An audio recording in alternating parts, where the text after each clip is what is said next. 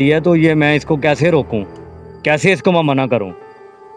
अब मैं कब्रिस्तान में अकेला हूं तो मुझे डर है कि मेरी भी कब्र यहाँ पे ना निकाल दे। मुझे खुद की बहुत टेंशन पड़ गई है, तो आप सब मेरे लिए दुआ कीजिएगा। ये देखें, मेरे लाख कहने पे ना वो बंदा नहीं हट रहा, लगातार वो अपना काम कर ही जा रहा है। मैं उसको मना भी कर रहा हूँ। वो कपड़े में क्या है मुझे वो भी नहीं बता रहा कि कपड़े के अंदर क्या है। तो कहता है कि जी मैं कवर निकाल रहा हूँ और लोग मुझे पैसे देते हैं, तो मुझे कुछ जिन्नात भी कहते हैं। ये गोरकन है जो कि आपने एक वीडियो में देखा था, और 2 माह के बाद मैं अब यहाँ पे पहुँचा हूँ।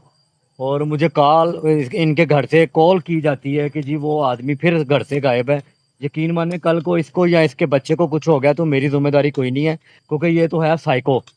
ये कभी कहता है कि लोग मुझे पैसे देते हैं, कभी कहता है ये जिन्नात मुझसे काम करवाते हैं। अभी भी ये देखें, ये बंदा हट नहीं रहा। ये देखें।